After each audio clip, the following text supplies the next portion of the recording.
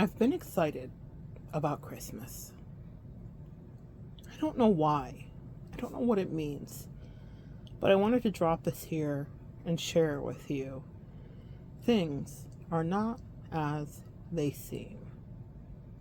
Sometimes you can be looking down the barrel of what feels like a pew pew that's aimed directly at you.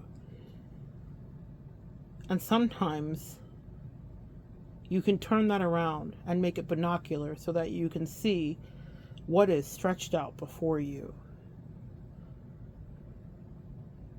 We just made it through a pretty intense retrograde, hellacious even. For me, it fell on my birthday, August 4th, and it ended on August 27th. Exes spun the block, relationships that were long overdue were put out of their misery, and I got to ask some important questions about the collective and what did I see. I got to ask some introspective questions about me. And as it was happening, I kept channeling Christmas music. And I would play some, and then because the algorithm does what it does, cookie recipes would pop up on my shorts.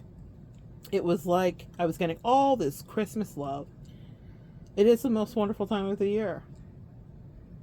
Growing up in Florida, you can't really tell when Christmas is near. It could be 90 degrees and you could end up somewhere on a beach, as I spent many Christmas days.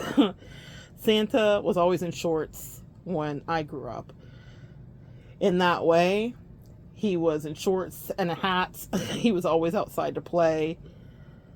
Christmas meant something different. I promised myself that I would have Christmases that were encased in snow, though for many years of my life it was not something that I had seen.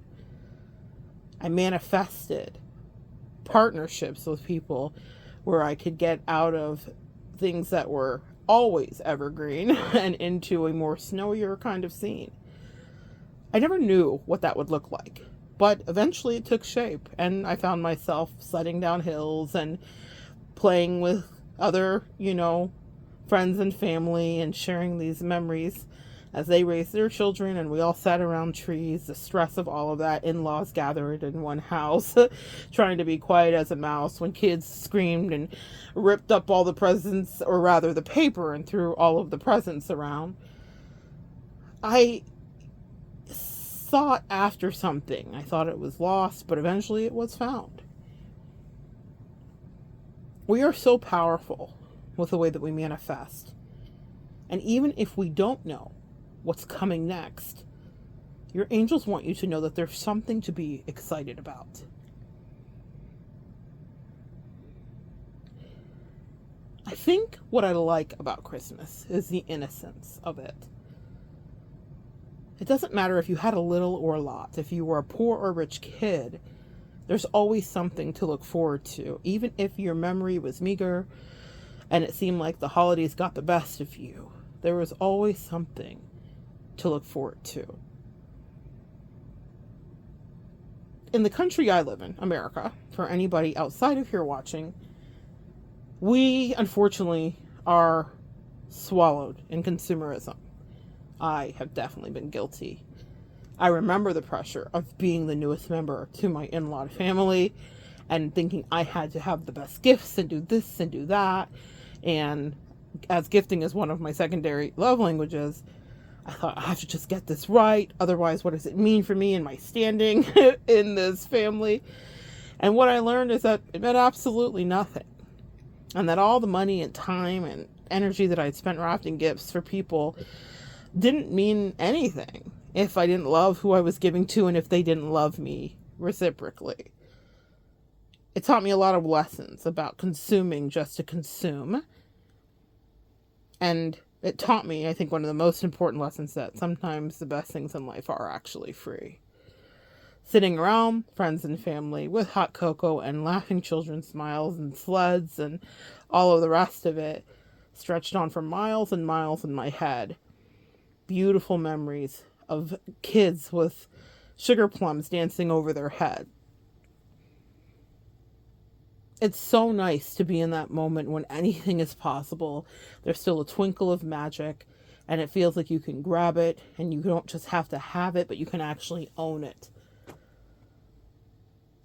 There's something nostalgic. I remember being knee deep in plastic cellophane that my mom would get from the dry cleaners because she would make wreaths. Ever a hustler, my mother, God bless. She would have this little side thing she did that began a few weeks before Christmas, where she would make these beautiful cellophane wreaths, and she would put fairy lights inside of them, or Christmas lights, and they would be on frames of hangers, and I would be part of her Santa's workshop, if you will, and we would be there fashioning these wreaths and bending them into shapes, and I'd be pulling all of the plastic, and our whole living room would be just this winter wonderland of cellophane plastic magic ever in the 80s. And that was what my mom did. She sold those wreaths for $5 a pop. We would work for so long. And then we would make the drop, meaning drop them all off right before it was time. And that's one of my favorite Christmas memories. It wasn't us getting gifts, and it was us making a little bit of money, really my mom, probably so that she could buy more gifts for us, which is exactly what she did. But it was the togetherness. It was the Christmas songs playing. It was Frank Sinatra and Bing Crosby. It was Nat King Cole. Everything felt whole. It felt holy. Oh, holy night. The stars are brightly shining. Fall on your knees. There was a reverence to the holidays. Our tradition was that we got to open a gift after we came back from Mass at midnight Mass. One gift.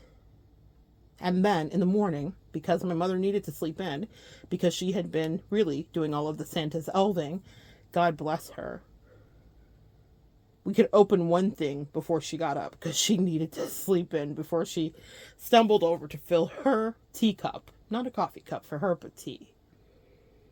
And so we could open our stocking. And for me, the stocking was the best of what Christmas could be.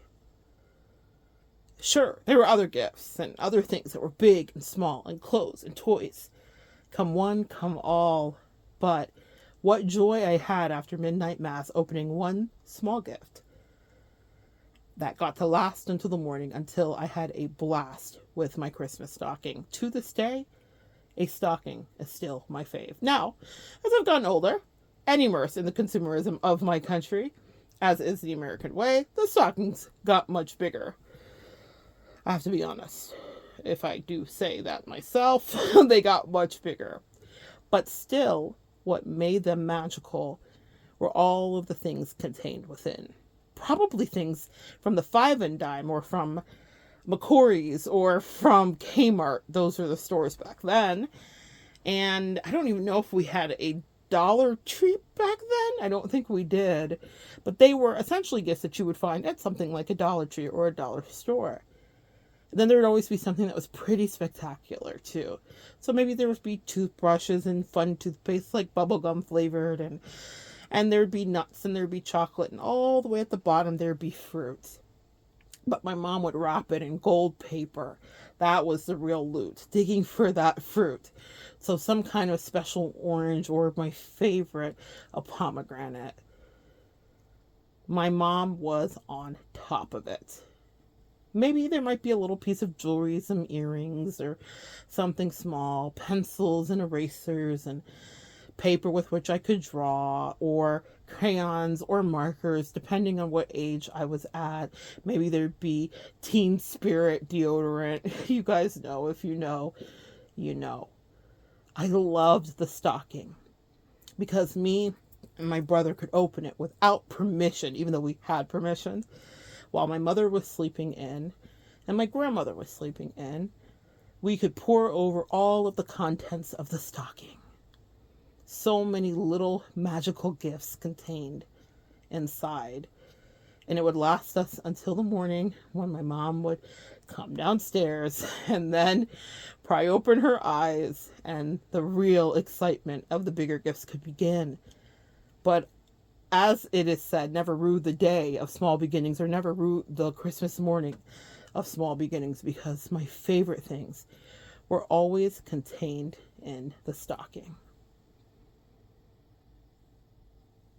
There's a message somewhere in here for you guys today.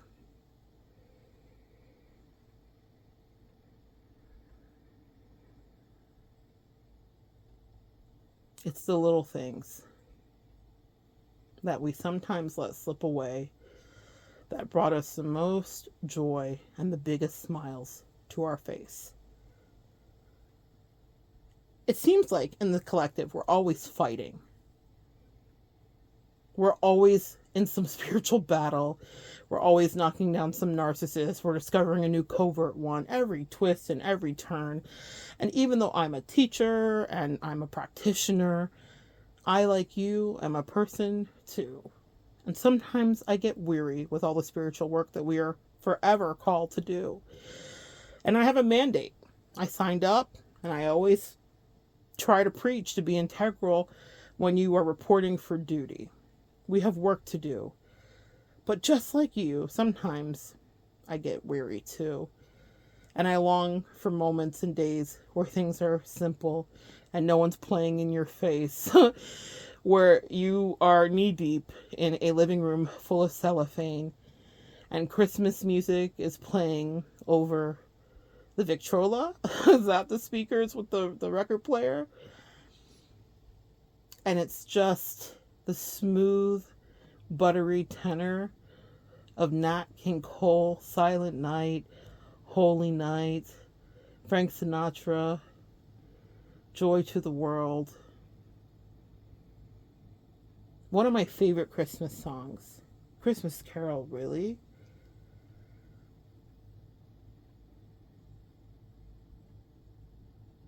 Mary, Did You Know? And Oh Holy Night.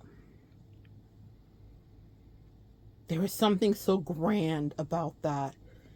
And even though it started off a little bit foreboding by the end, something so bright, something so much larger than all of us, I would get lost in the high notes and the ending.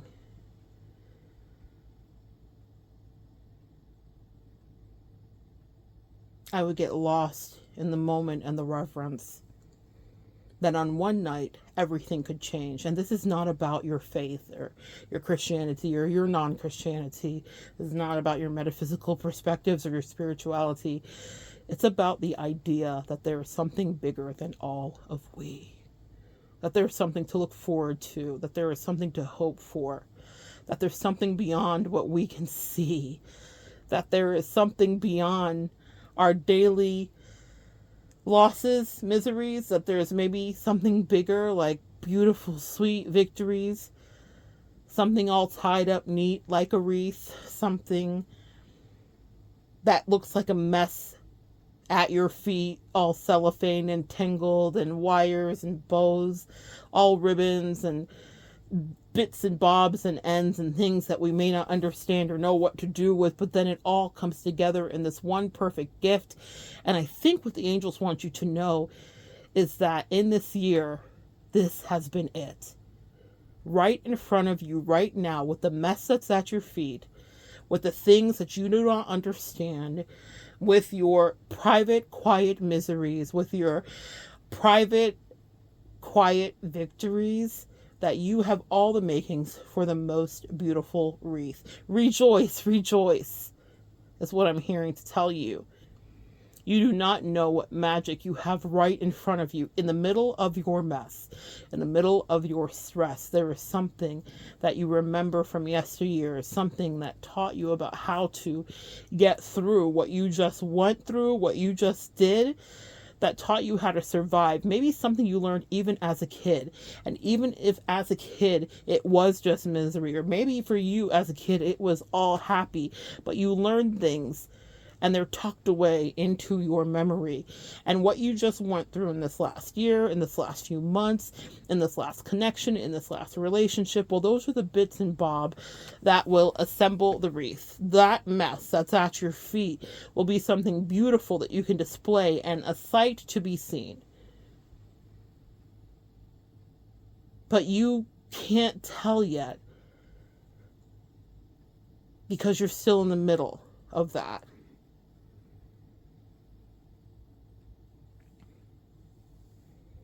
You're still in the middle of assembling the tools you've always had, is what the angels say. They want you to look forward to something. They said help is on the way. This is not about a Santa sleigh or a Claus or the elves. This is not about your elf on a shelf. This is about something bigger, something magnanimous, something filled with grandeur and not grandiose. See, there's a difference between both of those. Grandeur is looking over the Grand Canyon and losing your breath as you are taken aback by the width, the depth, the power of what you're seeing. It's about understanding our internal body functions for those of you that have been dealing with that and dealing with all of your medical stuff. I've talked to a lot of you lately. They said there's something to look forward to, even if you can't see what is before you. Fall on your knees. Oh, hear the angels calling. O night divine. O night when Christ was born. There are things that are being born in you. There are ways and pathways that are stretching out before you. There is a nostalgia that's stirring from inside of you that will pave the way before you. I've been thinking a lot about Christmas. The bells, the jingles, the candy canes. I've been thinking about those of us that don't like the holidays. For those of us, it can be something blue. We can miss those that were once close to us. Sometimes, for many of you guys out there, it's just you. So let this be proverbial, maybe. But there's still something to look forward to. I'll do a reading on it, but that's not what they wanted me to do tonight. They said they just wanted me to talk to you. They said, hold on. I'm coming, is what I just heard.